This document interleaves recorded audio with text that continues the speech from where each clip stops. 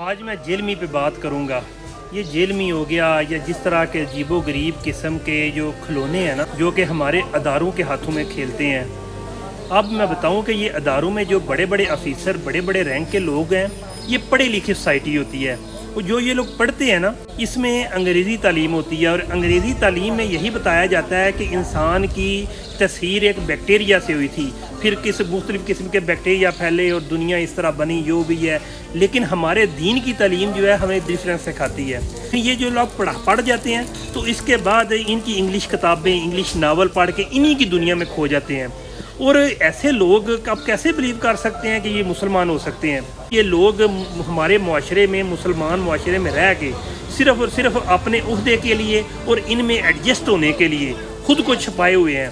آپ کو معلوم ہے کہ یہ لوگ شراب نوشی ہو گئی یا پھر ڈانس پارٹیاں ہو گئیں، یہ سارے کے سارے، اور یہ بھی آپ کو پتہ ہوگا کہ کچھ ایسی پارٹیاں جس میں یہ لوگ اپنی بیویاں بھی چینج کرتے ہیں، کہ جو لوگ اپنے اس حد تک آگے جا سکتے ہیں تو کیسے سمجھتے ہیں کہ یہ لوگ ہمارے دین کے میں، ہمارے اسلامی معاشرے میں بطور مسلمان ہیں؟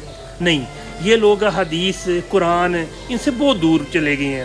یہ صرف اور صرف ایک لٹریچر پہ، انگلش لٹریچر پہ اور انگلش اسٹڈی پہ، ہسٹری پہ یقین رکھنے والے لوگ ہیں۔ میں کچھ ایسے ڈی پی اوز کو بھی ملا ہوں، ہمارے گجرات میں بھی ایک ڈی پی او رہ کے گیا ہے جو کہ بیسیکلی ایتھسٹ تھا۔ جب اس کی میں والدہ کا جنازہ پڑھنے گیا تو علاقہ کے لوگ باہر کھڑے تھے اور میں اس میں جو جنازہ پڑھ رہا تھا، بعد میں پوچھا کہ کیا ہے تو انہوں نے کہا یہ مرزائی ہے۔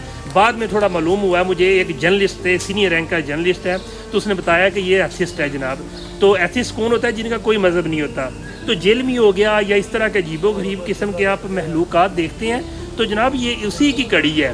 ان کو جب ضرورت ہوتی ہے ان کو پش کر دیتے ہیں۔ کچھ لوگ اپنی سوچ کے بھی تابع ہوتے ہیں، لیکن وہ ان لوگوں کو پتہ نہیں ہوتا کہ یہ سوچ کے تابع ہونے کی وجہ سے ان اداروں کا کھلونا بن جاتے ہیں، اور پھر جب ان کو چاہے وہ استعمال کر لیتے ہیں اور لوگوں کو آپس میں جنجلائی رکھنا، لڑائی رکھنا، اور درمیان میں جناب یہ اپنے کام کرتے رہتے ہیں، یعنی کہ لوگوں کو موقع ہی نہیں دیتے کہ ان کے بارے میں سوچیں۔ اب تو یہ وقت آیا نا، عمران خان کا دور آیا کہ ہمیں سوچنے کا موقع ملا ہے کہ یہ لوگ کون چیز ہیں۔ بہرحال اتنا ہی کافی ہے۔ آپ لوگوں نے جو جان لیا تو کمنٹ کیے گا، بتائیے گا کہ میں کس حد تک یہ درست کا ہے۔ فی امان اللہ۔